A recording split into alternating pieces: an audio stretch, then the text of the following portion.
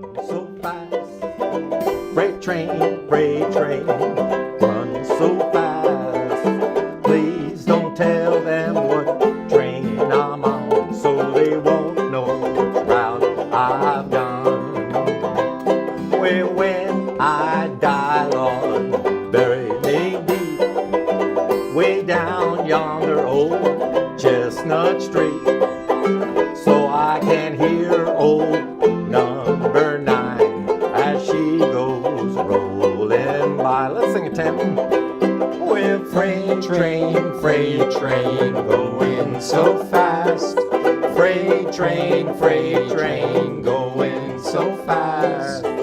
Don't tell them which train I'm on, so they won't know which route I've gone.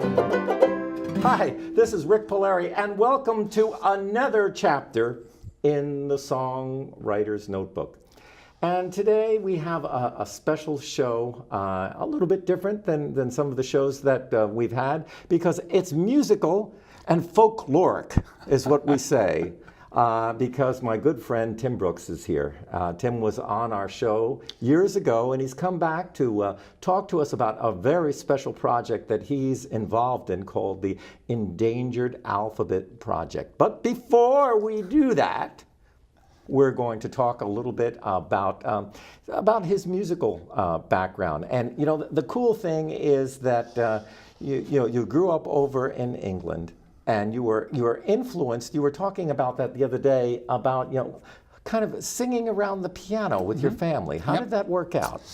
So really, there was music on both sides of my family, but in a very different ways. My grandmother, my mother's mother, was a good pianist. She could sight read anything you put in front of her. My mother played piano, and when I was young, my brother and I would stand around the piano and she would play and we would sing in that kind of Victorian Edwardian parlor tradition. Both of my sisters went on to be trained musicians. And in a sense, they were sort of following more my mother's side of the family. My father was he sort of founded a Boy Scout troop, not because he actually wanted to take young Boy Scouts all over the landscape, but because he and his friends wanted to go out hiking. You know, nowadays they would just go hiking, but in those days it was sort of more somehow legitimate to themselves, especially as they'd done Army National Service, to do it in a kind of an organized way. And so they had all of the equipment. He had an Army surplus compass, an Army surplus map case, tents, all of that post-war stuff. And in those days, there was an annual music extravaganza the Boy Scouts did called the Gang Show. And it was not really like Boy Scouts of America. And it wasn't campfire songs such as we know them today. It was a rollicking good time, as they say. And it was actually much closer to music hall or vaudeville than what we think of as being, campfire type songs today. And so one of the things that they did was they sang nonsense songs. And of course, the great thing about a nonsense song is that it's really fun and easy to learn, and anybody can sing it. And so years later, I went into my daughter's elementary school in Essex, Vermont. And I took in some sheets, and all of her elementary school class and I sang nonsense songs together. And we had a great time. Because also the lyrics sort of mean whatever you want them to mean. So the kids really got into it. We talked about doing a nonsense song. So you want to do a nonsense song? Yeah. Okay, so. Yeah, and this was one that your dad used to do with you, right? This is, he was not really in any way a performer.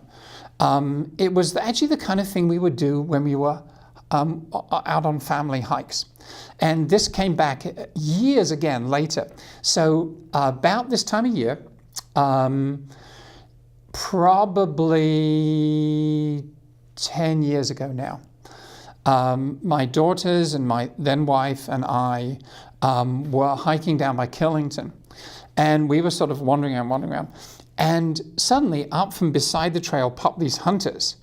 And it had never, because I'm not a hunter, I was clueless and I had no idea it was hunting season.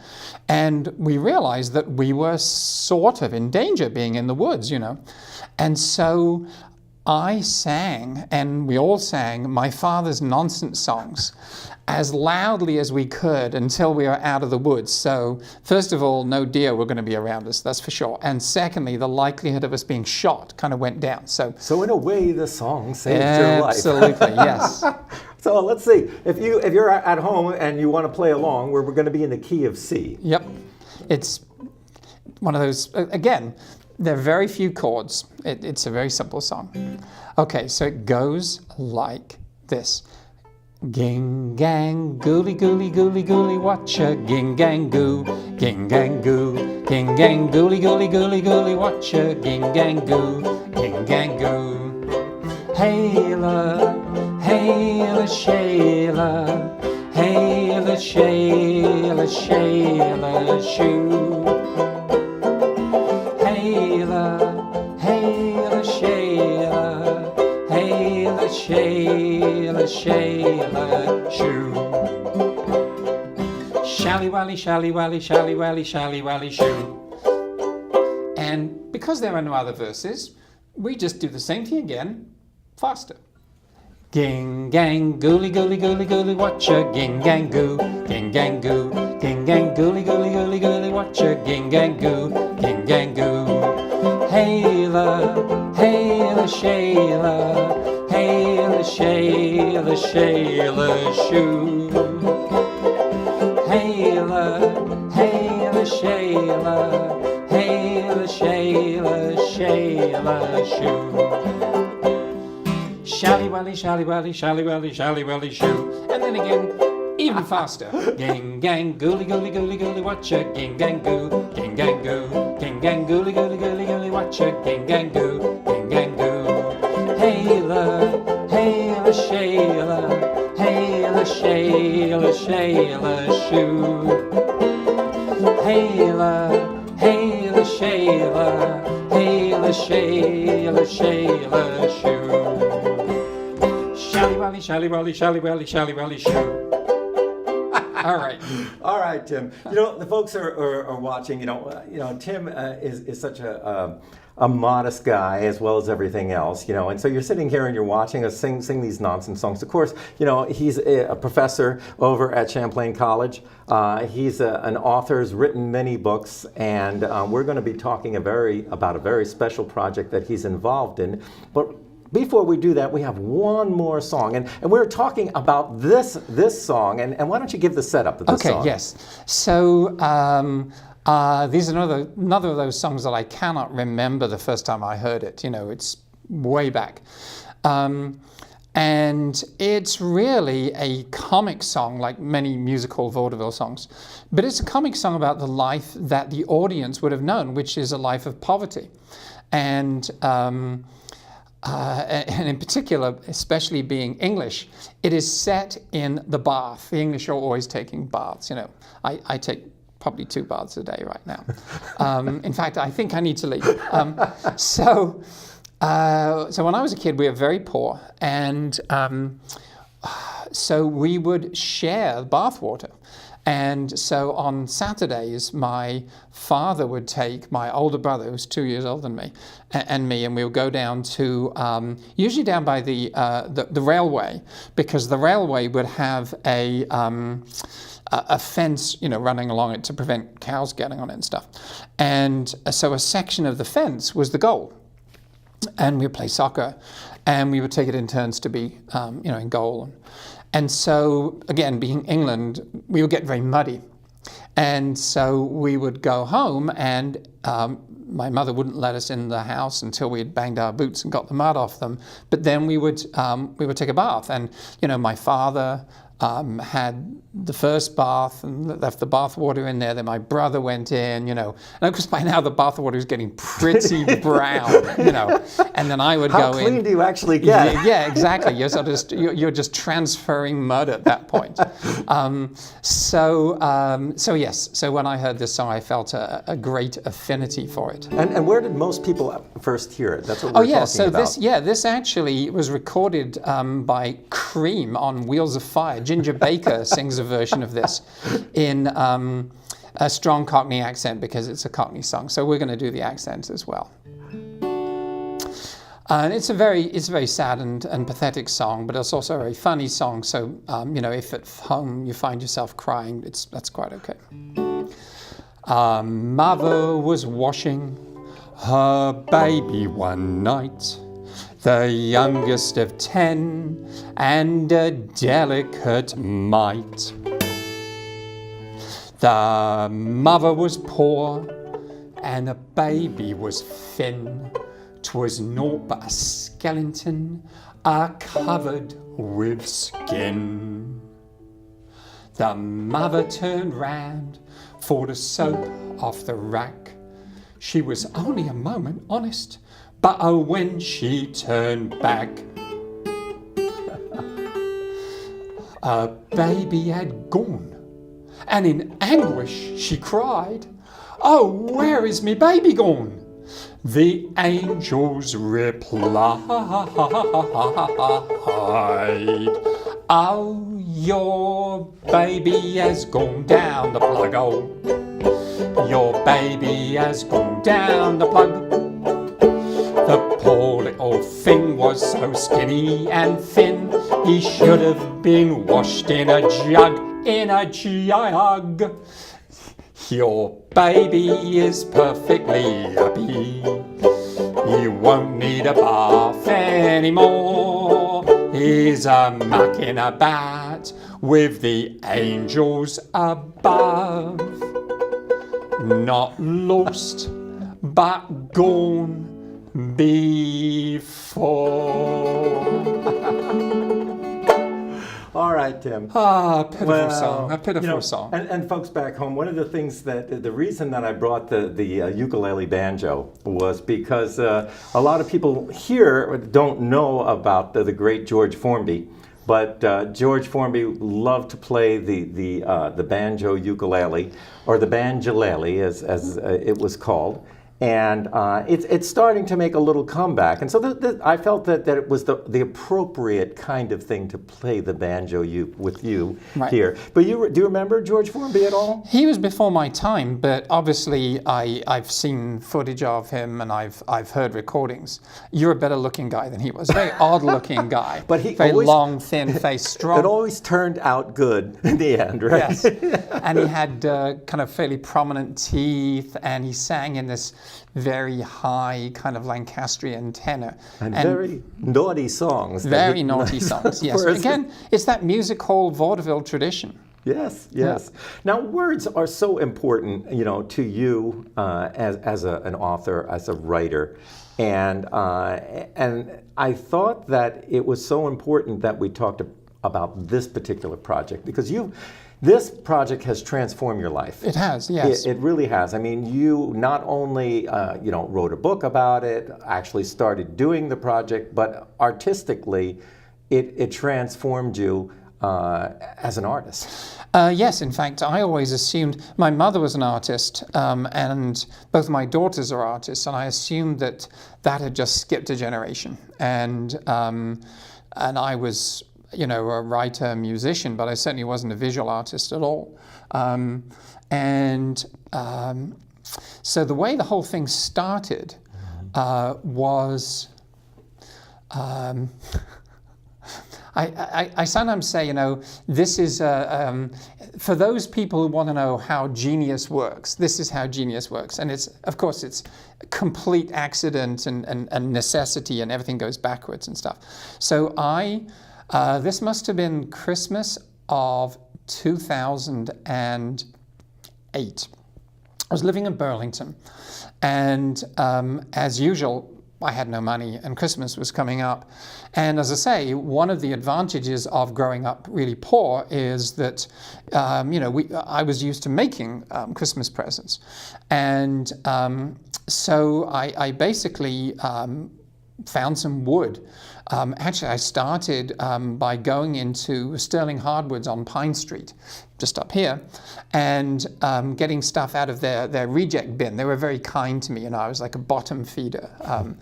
And I carved signs, sort of shingles for everybody in my family. So, for example, my daughter Zoe was a senior at RISD. She had her senior show coming up. She's a very business-minded person.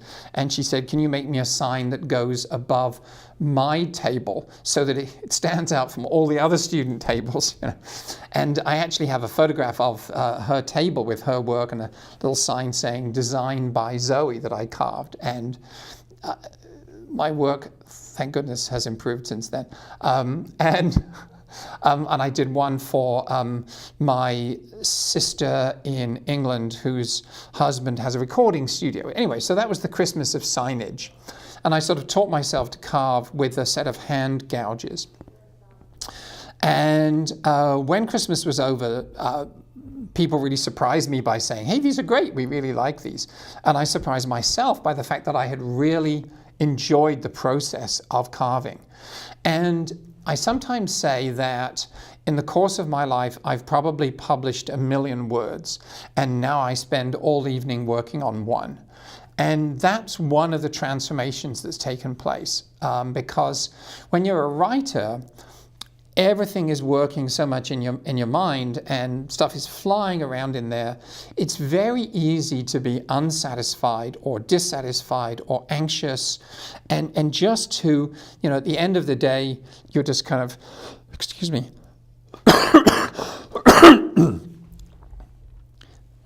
At the end of the day, you're just sort of like revving too much, and you're like this. And I found that by carving, the end of the day, it was really kind of slowing you down. And it was a really significant change in that respect. So I decided that I was going to carry on carving things, and I asked people I knew to come up with a Chinese character that they felt represented them, sort of as a monogram or visual logo design almost. And so I carried on carving Chinese characters. And then I ran out of people to give Chinese carvings to. Basically, you couldn't walk around Burlington without falling over a piece of wood, with a Chinese character carved on it. But this was sort of my apprenticeship. And this was me discovering that I really liked working with my hands in this way. And then, again, quite by chance, I discovered a website that has all of the world's writing systems.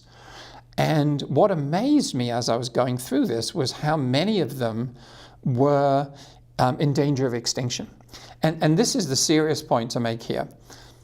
If a culture stops using its own traditional alphabet or writing system or script, then everything that has been written in those letters becomes incomprehensible to the next generation.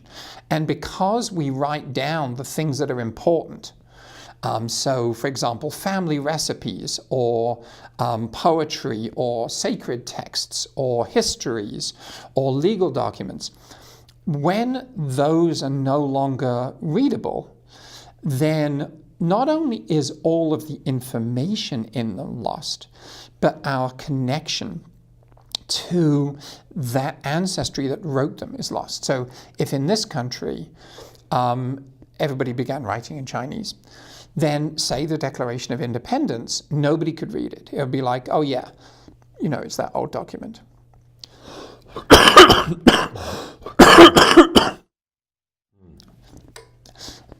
So because I started realizing, wait a second, this loss of heritage is absolutely crucial, I decided that I would carve some text in a number of these endangered alphabets. In fact, I coined the phrase endangered alphabets. I thought everybody was probably using it, but I discovered to my amazement that I was the only person. And the only person in the world. And so as I was carving these, I was sort of researching them and finding out how these letters wound up looking like this and what was the history of this culture. And in moving across the world, why did writing change and who carried it? And even things like the shapes of letters turn out to be really interesting in terms of the history of technology, and even things, believe it or not, like climate. So as being a writer, I was writing about this stuff as I was doing it. And that became my book, Endangered Alphabets. And I did an exhibition of these carvings, actually in Winooski. And two things came out of that I wasn't expecting. People said, one, this is really, really important. And two, they said, this is art. Thank you so much. All right. Yeah, I think that the importance of the work that you're doing with the Endangered Alphabet project is something that a lot of people really need to know about, because a lot of it, how quickly does an alphabet disappear? It can disappear within 2 generations. So, for example, after the Second World War, the former Dutch East Indies, the islands, I think there were 17,000 of them, Indonesia became a country. So one of the things that's really misleading about the world map is you look at a map and, this country is pink and this country is yellow and this country is green, and it makes them look uniform.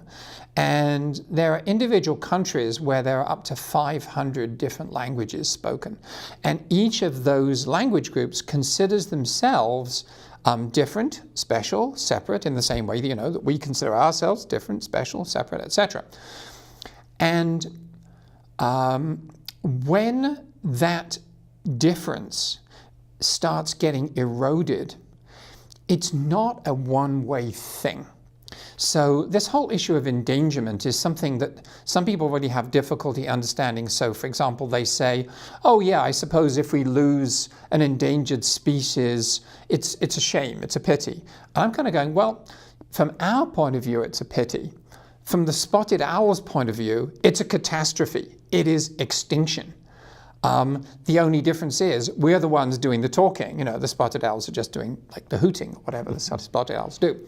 So when you hear people say, wouldn't it be more convenient if everyone spoke English? Or wouldn't it be more convenient if everyone used the Latin alphabet, which is the one that we use? The answer is, well, yes, it would be more convenient for us. Right. But for somebody else, it would mean, first of all, they would have to transact all of their medical and legal and official business in a second language where they feel stupid and they have difficulty making themselves understood and they're looked down. And secondly, that sense that they are Cherokee, or they are Rohingya, or they are people who have the right to have 2 feet on the surface of the earth, is taken away from them. It's lost. And they essentially become the poor cousins, the people who turn up hoping for a handout. And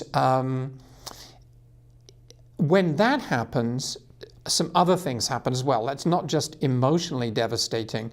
What also happens is that rates of suicide go up, rates of alcoholism and drug use go up, rates of education go down, birth weight goes down, healthcare markers all go down. It's a catastrophe individually and collectively. And you've seen this happen in this country with all kinds of indigenous peoples in the United States and Canada. It's happening all over the world. And we don't see it. We're getting around to my current project right now. We don't see it because that's not represented in what we see. Any culture's media tends to be a mirror. We see ourselves. So what I'm doing right now is I am creating an atlas of endangered alphabets. And this is going to be a free online platform where you see a world map that looks like your classic Google map. You zoom in and there are pins, classic Google map pins. You click on them and you see a little thumbnail which says Balinese in English, but then it says Balinese not only in Balinese, but in this absolutely beautiful flowing script that the Balinese used to use, and almost nobody there uses anymore, even though there are centuries of documents, written in that script, which are now incomprehensible to most people. Now, Tim, I want you to hold up. Yes, I will in just a sec. Let me just finish off about the atlas, and we'll get to that. We only have 5 minutes. So. Oh, yeah, okay. So, and then when they click on the thumbnail, they find out about all of these cultures. We see photographs, we see what their scripts look like, we understand who it is in those cultures who's actually working to revive those scripts. So to give you an illustration of an endangered alphabet, I've brought this along. So this is a very unusual endangered alphabet for a couple of reasons. This is actually Manchu. So Manchu, people have heard of Manchuria, an area in China. It was, in fact, the script, in other words, the writing system of the imperial Chinese court for centuries. And it gradually fell into disuse as Mandarin replaced it. And now there are maybe a dozen people who actually, in a native, mother tongue kind of sense, use this Manchu script. And this is actually the Manchu word that means sky or heaven, and it's the logo of the Endangered Alphabets project. And it's also very similar to another endangered alphabet, Mongolian, which is written in this vertical fashion. And it has, to our eye, it looks spiky and strange, but it's a fascinating alphabet because it's inherently calligraphic. If the same letter appears at the beginning of a word, up at the top here, it may look like this. But if the same letter appears in the middle of the word, it will be much simpler. And if the same letter appears at the end of the word, it will have a kind of a flourish. So every single word begins with and ends with a flourish. So you have an alphabet that is built on A, handwriting, and B, beauty. And those are things we just don't even think about. Now, folks at home, you can find out a lot more about Tim's project because he has a wonderful website, and the website is just Endangered Alphabets, not Jot, that's something different. EndangeredAlphabets.com. That's right, and Jude will put that on the screen so that people at home can see that because there's one of the things that we musicians, artists, we do these Kickstarter kind of things where we have a project in mind and we get people to help us make that project come to life. So if you go to Tim's website there, you can learn more about this project and how you can learn about it and get more involved in it. And you can see right there, it's That's for the one. more information, the endangeredalphabets.com, all one We line. need all the help we can get. We need all the help we can get. And why don't you pick up that guitar again? All I right. think that we're going to kind of go out the way that we came in with your dad's silly thing. But I think that words are just so important to all of us as writers, as musicians. And one of the things that was very important to my mentor, Pete Seeger, was Woody Guthrie had "This Machine Kills Fascist" on his guitar. It was very emboldened on his guitar. Pete later on put "This machine surrounds hate and forces it to surrender." Those words are the kind of words that we want to keep out there, these words of hope, and keeping alive an old alphabet is part of that hope, because there is no hope without dignity. Yes, absolutely. All right, let's do it. Okay, we're going to do Ging Gang Gooly? Yeah, we are. All right. Ging Gang Gooly Gooly Gooly Gooly, watch a Ging Gang Goo. Ging Gang Goo. Ging Gang Gooly Gooly Gooly Gooly, watch a Ging Gang Goo. Ging Gang Goo. Hayla, Hayla, Shayla, Hayla, Shayla, Shayla, shoo. Hayla, Hayla, Shayla, Hayla, Shayla, Shayla, shoo. Shally Wally, Shally Wally, Shally Wally, Shally Wally, shoo. Do it again now, Tim. 5, Faster, faster, All right. faster. Ging gang gooly gooly gooly gooly watcha. Ging gang goo. Ging gang goo. Ging gang gooly gooly gooly gooly watcha. Ging gang goo. Ging gang goo. Hayla, hayla, shayla. Hayla, shayla, shayla, shoo. Hayla, hayla, shayla. Hayla, shayla, shayla, shoo. Shally, wally, shally, wally, shally, wally.